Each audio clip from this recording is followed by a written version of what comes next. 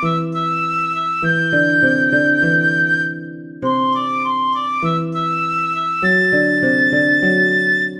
a todos, qué bueno que estén aquí. Estamos en el siglo XXIV, en un futuro lejano. Junto a la joven Eliana descubrimos un mundo lleno de contradicciones, aventuras, fantasía y estrategias de supervivencia. Las personas y las acciones son ficticias y las condiciones políticas en este futuro lejano también son pura especulación. Y ahora comenzamos el primer capítulo y estás cordialmente invitado. Capítulo 1. En el asentamiento. La niña se frotó los ojos. La despertó un fuerte ruido. La luna brillaba a través de la ventana y los fríos rayos plateados se reflejaban en el polvo del aire, donde parecían desplegarse como un puente aéreo que conducía a las estrellas. La niña bostezó y quiso darse la vuelta para taparse nuevamente con la manta y volver a dormir, cuando sintió una ligera brisa y al mismo tiempo su mirada se posó hacia arriba, donde el cielo estrellado sobre ella se desplegaba en todo su esplendor. ¿Una tormenta bajo un cielo despejado y estrellado?, pensó la niña, muy inusual. Estaba a punto de cerrar los ojos cuando de repente saltó. El cielo estrellado directamente sobre ella. ¿A dónde se había ido el techo de los dormitorios? El ligero viento se había llevado la mayor parte del espeso polvo. En la noche de luna se podía ver que la ventana ya no era lo que había sido. Faltaba toda la pared. La niña se quedó paralizada por el shock. Apenas se atrevía a respirar y luego el miedo la invadió. No uno de esos miedos que te paralizan, sino uno que te hace subir la adrenalina y te dice: actúa o muere. La niña estaba a punto de seguir su primer impulso y saltar rápidamente de la cama, cuando sintió un vaivén que le decía que tuviera cuidado, y a la derecha una mirada al lado de la cama reveló el peligro que inevitablemente podría haberle costado la vida. El suelo delante de la cama ya no estaba. En la habitación de abajo la cama estaba apoyada sobre dos vigas del techo. Dos paredes todavía estaban en pie. La tercera estaba muy dañada y podía derrumbarse en cualquier momento, y la cuarta, que estaba frente a la cama y por cuya ventana se veía la luna, estaba completamente desaparecida. La niña pensó por un momento.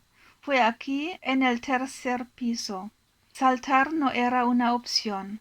Cualquier vibración también podría destruir el edificio o lo que quedaba de él. Es imposible imaginar lo que sucedería entonces.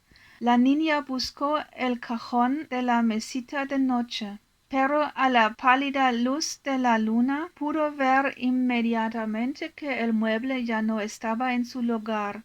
Por eso hubo que sacarlo sin ningún tipo de ayuda.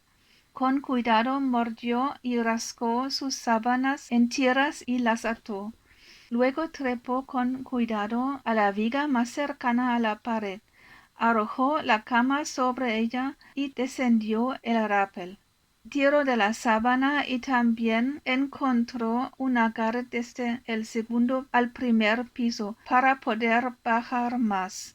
El suelo del primer piso resultó dañado, pero sigue prácticamente intacto. Desde aquí se podía llegar a la puerta, que se podía abrir y mostrar el camino hacia la escalera. Algunas de las escaleras se habían desprendido, pero lo que aún quedaba debería ser suficiente para llegar a tierra firme. Antes de que la niña saliera de la habitación, Sus ojos se posaron en la mesita de noche destrozada. Buscó entre los restos del mueble y se llevó sus pertenencias personales, el dispositivo de comunicación, unas barras de chocolate, unas tijeras, un espejo de mano que se había roto por el accidente, pero que aún cumplía su función, y sus diarios y bolígrafos para escribir. Sí, hacía tiempo que ya no estaba de moda escribir a mano. ¿Escribiste todo lo que guardaste en una nube? Es decir, una enorme memoria externa. Pero después de que se supo que esta información había sido robada por piratas informáticos y utilizada indebidamente por los operadores, y que las administraciones la habían husmeado repetidamente sin ningún motivo convincente, la gente empezó a escribir más en papel, especialmente cuando se trataba de cosas personales, como iban los diarios o incluso si las cosas se intercambiaran en secreto, lo cual en realidad estaba prohibido. Pero todos lo hacían. La niña también se llevó la cuerda atada con las sábanas. Luego trepó por los restos restantes de la escalera y salió a la calle. La luna bañaba las calles desiertas con una luz sobrenatural mientras la niña caminaba por la acera Natuflex. Aún quedaban ocasionales parches de asfalto, pero gran parte del uso del petróleo se había abandonado, no solo por el daño ambiental que causaba, sino también porque apenas quedaba, al menos en la tierra a profundidades accesibles. Natuflex era una mezcla de materiales naturales que no sufría ninguna reacción química y aun así era bastante resistente a la abrasión y a la intemperie, pero rebotaba como el suelo de un bosque y era cómodo para caminar. En el horizonte oriental, las primeras rayas grises en el negro cielo nocturno daban una idea de la mañana que se acercaba. La niña abrió el escritorio que llevaba y miró la hora. 4:30. Poco a poco los horrores que acababa de vivir se desvanecieron y dieron lugar a pensamientos constructivos. ¿Qué había pasado aquí? ¿Y qué debería pasar ahora? Algunas de las casas a lo largo de la carretera también fueron destruidas, otras aún estaban en pie, pero tenían profundas grietas. La niña gritó en voz alta: «¡Hola! ¿Hay alguien más?». Pero sus llamadas quedaron sin respuesta. Dirigió sus pasos hacia el edificio común. Cuando llegó allí, descubrió que esto ya no era lo mismo que antes. Los 2 pisos superiores sufrieron graves daños y la planta baja también parecía deteriorada. «¡Hola! ¿Hay alguien ahí?», gritó dentro del edificio. Pero todo quedó en silencio. Cualquiera que sea la causa de esta destrucción, podría regresar y atacar de nuevo. La niña se dio cuenta de que caminaba descalza y en camisón. Las plantas de sus pies comenzaron a dolerle. En el armario encontró un mono verde, ropa interior, calcetines, zapatos y un sombrero para el sol hecho de tela de cáñamo. Tomó una mochila y metió en ella sus pertenencias personales. Aunque el sol aún no había salido, la débil luz del horizonte fue suficiente para buscar y guardar en el bolsillo una linterna con batería solar, porque el cuarto de ropa estaba orientado al este, donde se podía disfrutar de los colores bajo el fresco y despejado sol de la mañana, y los cortes de la ropa lucían mejor. Al menos eso decía siempre Paula. La niña entró entonces en la cantina situada al oeste del edificio y encendió el interruptor de la luz. Pero la luz permaneció apagada. Al parecer el suministro eléctrico había fallado. Mal, se dijo la niña. Cogió la linterna y obtuvo una visión general. Había una caja de panecillos sobre el mostrador para recogerlos y reciclarlos. Detrás del mostrador encontró una bolsa de papel que llenó con panecillos y metió en su mochila. Abrió uno de los frigoríficos y, a la luz de la linterna, encontró un bloque de queso duro y un trozo de salami seco. También se llevó una botella de leche y un cuchillo de sierra de la zona de cocción. En el otro extremo de la zona de cocina había una despensa. Sin embargo, la puerta no se pudo abrir. La niña buscó el mecanismo y descubrió que no tenía ojo de cerradura y no se podía desbloquear. Entonces la niña recordó que esta puerta probablemente estaba cerrada eléctricamente, al igual que las puertas de seguridad de la oficina. Una buena idea siempre y cuando no se cortara la luz, pensó para sí misma con cierta amargura. Una tabla de cortar pequeña podría serme útil, murmuró la niña y agarró una de las tablas del desayuno que también guardó en su mochila. Esto debería asegurar suministros para unos días, pensó la niña y se dirigió a la puerta principal. Allí apagó la linterna y la metió en su mochila, que luego se echó al hombro y salió a la calle. El sol apenas asomaba por el horizonte, como si todavía estuviera decidiendo si quería salir hoy. La niña se dirigió a la salida del asentamiento. Todavía no tenía un plan sobre hacia dónde debía ir el viaje, pero no importa.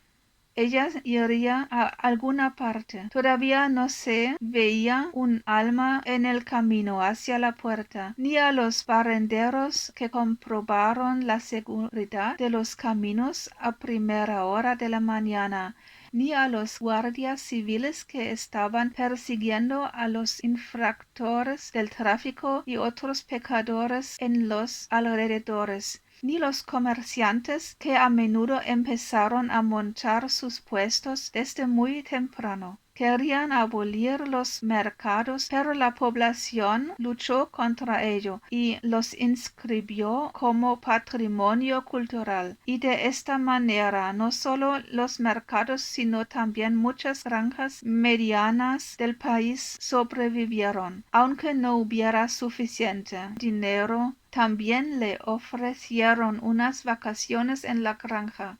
Desde la abolición del sistema monetario alrededor de 2295, nadie debería sufrir ya dificultades materiales porque todos obtuvieron lo que necesitaban de la comunidad. No a todos les gustó esta dependencia 100% de la comunidad y hubo mucha resistencia. Incluso hoy en día sigue existiendo una organización terrorista que quiere alterar el orden mundial y restablecer las antiguas condiciones. Pero la mayoría de la población se dio cuenta de que el dinero no se puede comer y después de un tiempo aceptaron las nuevas circunstancias. La niña se acercó a la puerta del asentamiento. En el Natuflex se habían grabado profundas huellas de neumáticos, como si recientemente hubieran pasado por aquí vehículos de transporte pesado. ¿Se evacuó el asentamiento? ¿Fue un terremoto o fuimos atacados? Se preguntó la niña. ¿Y por qué no me llevaron con ellos? La niña salió por la puerta hacia la calle, hacia el este, hacia el sol naciente. A la derecha se extendía un amplio campo en el que asomaban curiosamente de la tierra las primeras plantas verdes. A la izquierda había un gran prado, que a veces era utilizado temporalmente por el rebaño de ovejas, especialmente cuando la hierba estaba alta y las amapolas florecían por todas partes. Pola amaba las amapolas rojas más que nada, y cuando tenía 10 años le permitieron elegir un nombre. Eligió Amapola, que en español significa amapola de maíz. A Pola le encantaban las culturas y los idiomas extranjeros y sabía muchísimo sobre ellos. Pola se encontraba ahora en un viaje educativo a la India. Ella todavía era muy pequeña, tenía 12 años como nuestra niña, pero estaba extremadamente segura en su grupo. Sus profesores siempre decían que no hay que frenar el entusiasmo y la curiosidad de los niños y jóvenes, y tenían mucha razón. Mientras la niña caminaba por la calle, de repente brotaron lágrimas de alivio de sus ojos. Al menos Pola estaba al salvo. Pola, la diplomática nata. Pola, su mejor amiga. Pola, quien le puso un nombre, porque cuando cumplió 10 años no tenía idea de cómo quería llamarse. Estaba destinada a formarse como médica. Eso lo supo desde muy pequeña, pero sus intereses actuales se centraban en la historia, la sociedad y la política. Pola pensó que era como reina y sacerdotisa al mismo tiempo, y la llamó Eliana, siguiendo el antiguo modelo hebreo. Un gran honor, pensó la niña, y aceptó felizmente el nombre de Eliana. Muchas gracias por escuchar. Nos vemos otra vez en la próxima semana. Hasta luego.